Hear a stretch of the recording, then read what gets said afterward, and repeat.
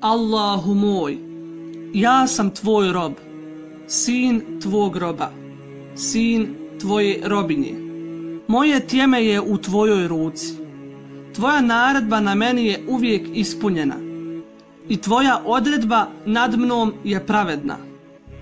Molim te svakim tvojim imenom koje imaš, kojim si nazvao sebe ili si ga objavio u knjizi, ili njemu podučio neku od svojih stvorenja, ili si ga zadržao kod sebe kao znanje o gajbu, da učiniš Kur'an proljećem moga srca i svjetlo mojih prsa i ono čime će moja tuga nestati i olakšanje za moj stres.